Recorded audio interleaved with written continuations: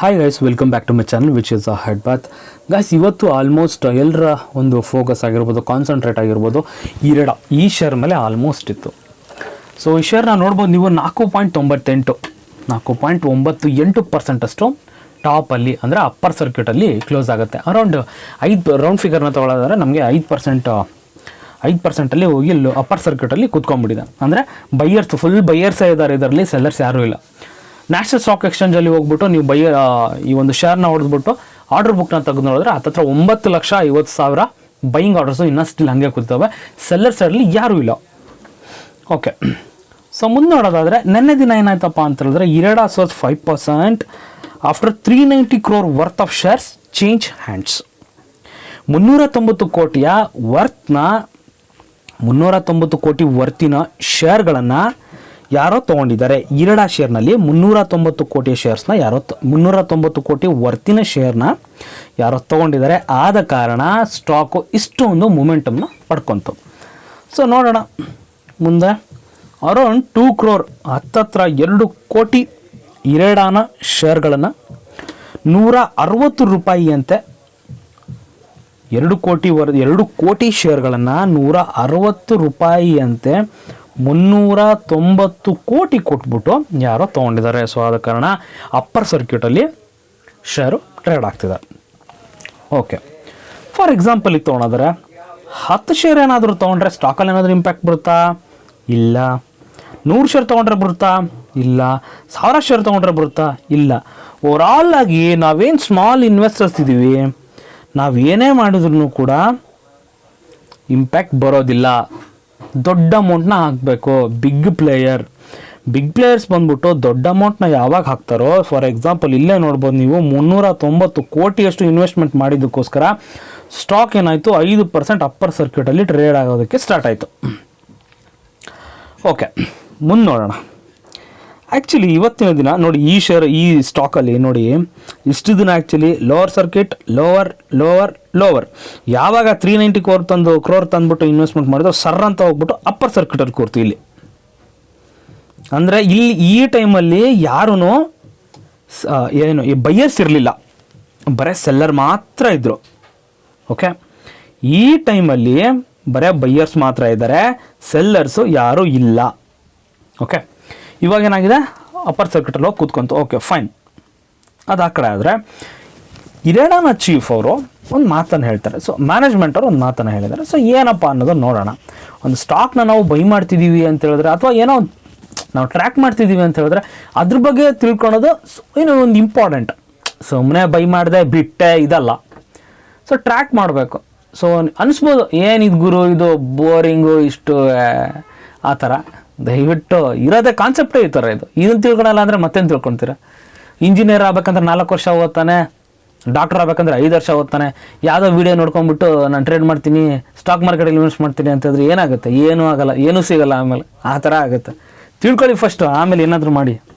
Okay, ಕಾನ್ಸೆಪ್ಟಿಗೆ ಬರೋಣ. India needs 30 lakh crore investments in 6 years to meet its emission cut commitment. IREDA chief ಅವರು ಈ ಮಾತನ್ನು ಹೇಳಿದ್ದಾರೆ. ಸೊ ಮುಂದುವರೆದಂತೆ India has set the target of having 50% of its power generation capacity from non-fossil fuels.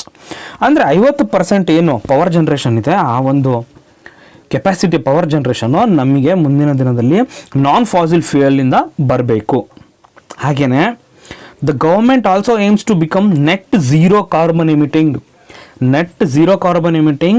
Country by 2070. ತುಂಬ ದೂರದ ಒಂದು ಟಾರ್ಗೆಟ್ನ ಇವ್ರು ಹಾಕ್ಕೊಂಡಿದ್ದಾರೆ. So ಅಲ್ಲಿ ತನಕ ಏನೇನಾಗುತ್ತೋ ನೋಡೋಣ, ಯಾರ್ಯಾರು ಇರ್ತಾರೋ ಏನೋ 2070 ತನಕ.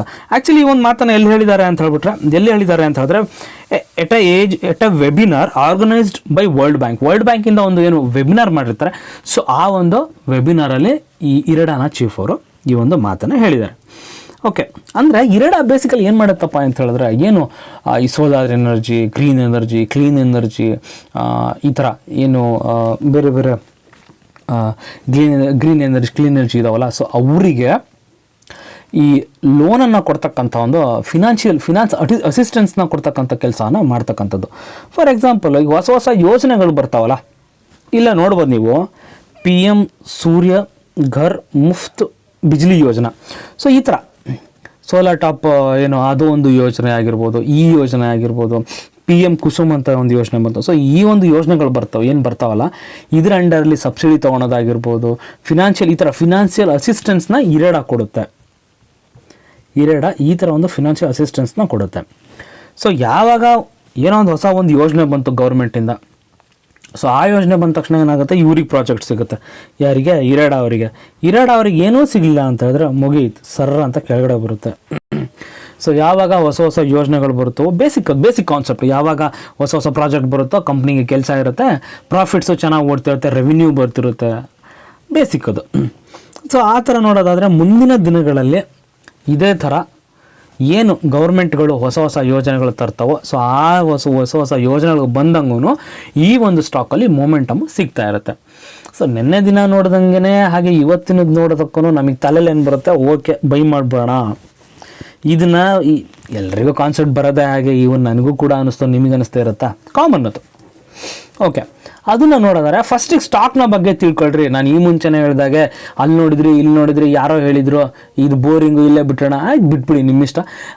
ಈ ಥರ ಇದು ಮಾಡಿಕೊಂಡು ದಯವಿಟ್ಟು ಬೈ ಮಾಡೋಕ್ಕೆ ಹೋಗ್ಬಿಡಿ. ಅವ್ರು ಸಜೆಸ್ಟ್ ಮಾಡಿದ್ರು ಇವ್ರು ಸಜೆಸ್ಟ್ ಮಾಡಿದ್ರು ಅಂತ ಹೇಳ್ಬಿಟ್ಟು ಅಲ್ಟಿಮೇಟಾಗಿ ಯಾರೋ ಒಬ್ರು ಬಂದ್ಬಿಟ್ಟು ಈ ಸ್ಟಾಕ್ನ ಯಾಕಪ್ಪ ನೀವು ತೊಗೊಂಡಿದ್ದೀರಾ ಅಂತ ನಮಗೆ ಕ್ವೆಶ್ಚನನ್ನು ಮಾಡಿದ್ರೆ ನಾವು ಹೇಳ್ತಕ್ಕಂಥ ಕ್ಯಾಪಬಿಲಿಟಿ ನಮ್ಮ ಹತ್ರ ಇರಬೇಕು. ಇಲ್ಲ ಈ ಥರ ಒಂದು ಸ್ಟಾಕ್ ಇದು, ಸೊ ಅದಕ್ಕೋಸ್ಕರ ನಾನು ತೊಗೊಂಡಿದ್ದೀನಿ ಅಂತ ಹೇಳ್ಬಿಟ್ಟು. ಸೊ ಸ್ಟಾಕ್ ಬಗ್ಗೆ ನೋಡೋದಾದರೆ ನೋಡಿ, ಪ್ರಮೋಟರ್ಸು ಇದರಲ್ಲಿ 75% ಯಾರಿದ್ದಾರೆ? President of India. ಅಂದರೆ ಇದು ಗೌರ್ಮೆಂಟ್ ಓನ್ಡ್ ಕಂಪನಿ. ಇದು ಯಾವಾಗ ಏನಾಗುತ್ತೆ ಅಂತ ಹೇಳೋದಕ್ಕೆ ಬರೋದಿಲ್ಲ. ಒಂದು. ಎರಡನೇದಾಗಿ ಪ್ರೆಸೆಂಟಲ್ಲಿ ಇವಾಗ ಈ ವರ್ತಮಾನದಲ್ಲಿ ನಡೀತಿರ್ತಕ್ಕಂಥದ್ದು ಎಲೆಕ್ಷನ್ನಿನ ಸಮಯ. ಸೊ ಈ ಎಲೆಕ್ಷನ್ನಿನ ಸಮಯದಲ್ಲಿ ಏನು ಮಾಡ್ತಾರೆ, ಸ್ಟಾಕ್ನ ಹೆಂಗಾದ್ರೂ ಏನೋ ಒಂದು ಬೂಸ್ಟ್ ಕೊಡಬೇಕು, ನಮ್ಮ ಗೌರ್ಮೆಂಟ್ ಆ ಥರ ಮಾಡ್ತು ಈ ಥರ ಮಾಡ್ತು ಅಂತ ಇದು ಮಾಡ್ಕೊಳ್ಳೋಕ್ಕೋಸ್ಕರ ಸೊ ಒಂದು ಬೂಸ್ಟನ್ನು ಕೊಡ್ಬೋದು, ಹೇಳೋಕ್ಕಾಗಲ್ಲ. ಸೊ ತೆರನಾಗಿರ್ತಕ್ಕಂಥ ಮೊಮೆಂಟಮ್ ಕೂಡ ಈ ಸ್ಟಾಕ್ನಲ್ಲಿ ಬಂದಿರಬಹುದು, ಹೇಳೋದಕ್ಕಾಗಲ್ಲ. ಸೊ ಆದ ಕಾರಣ ಮುಂದಿನ ದಿನಗಳಲ್ಲಿ ನೋಡೋಣ ಯಾವ್ಯಾವ ತೆರನಾಗಿರ್ತಕ್ಕಂಥ ಯೋಜನೆಗಳು ಬರ್ತವೆ. ಅಂದರೆ ಈ ಒಂದು ರಿನ್ಯೂವಬಲ್ ಎನರ್ಜಿಗೆ, ಕ್ಲೀನ್ ಎನರ್ಜಿ ಆಗಿರ್ಬೋದು, ಗ್ರೀನ್ ಎನರ್ಜಿ ಆಗಿರ್ಬೋದು, ಸೋಲಾರಿಂದ ಆಗಿರ್ಬೋದು, ವಿಂಡಿಂದ ಆಗಿರ್ಬೋದು, ಈ ಒಂದು ಸೆಕ್ಟರ್ಗೆ ಯಾವ್ಯಾವ ಯೋಜನೆಗಳು ಬರ್ತಾವೋ ಅದ್ರ ಮೇಲೆ ಡಿಸೈಡ್ ಮಾಡಿ ಸ್ಟಾಕ್ ಮೊಮೆಂಟಮನ್ನು ಪಡೆಯುತ್ತೋ ಇಲ್ವೋ ಅಂತ ಹೇಳ್ಬಿಟ್ಟು. ಗೂಗಲಲ್ಲಿ ಎಲ್ಲದೂ ಕೂಡ ಸಿಗುತ್ತೆ, ಏನು ಓಪನ್ ಸೋರ್ಸು, ಓಪನ್ ಬುಕ್ ಇದ್ದಂಗೆ. ಸ್ವಲ್ಪ ಸರ್ಚ್ ಮಾಡಿ, ಸ್ವಲ್ಪ ತಲೆ ಕೆಡಿಸ್ಕೊಳ್ಳಿ, ಎಲ್ಲದೂ ಕೂಡ ಸಿಗುತ್ತೆ. Okay, I hope guys video ಇಷ್ಟ ಆಯಿತು ಅನ್ಕೋತೀನಿ. ವಿಡಿಯೋ ಇಷ್ಟ ಆದರೆ ಒಂದೇ ಒಂದು ಲೈಕನ್ನು ಕೊಡಿ. ಒಂದು ಲೈಕು ನಿಮಗೆಲ್ಲೋ ಒಂದು ಜಸ್ಟ್ ಟ್ಯಾಪು, ನನಗೊಂದು ಮೋಟಿವೇಶನ್ ಅದು ಈ ಥರ ಸ್ಟಾಕ್ ಮಾರ್ಕೆಟ್ ರಿಲೇಟೆಡ್ ಬೇರೆ ವಿಡಿಯೋಸ್ನ ಮಾಡೋಕ್ಕೆ. ಹಾಗೆಯೇ ನನ್ನ ಚಾನಲ್ನ ಸಬ್ಸ್ಕ್ರೈಬ್ ಮಾಡ್ಕೊಂಡಿಲ್ಲ ಅಂದರೆ ಸಬ್ಸ್ಕ್ರೈಬ್ ಮಾಡ್ಕೊಳ್ಳಿ ಗೈಸ್. Thank you.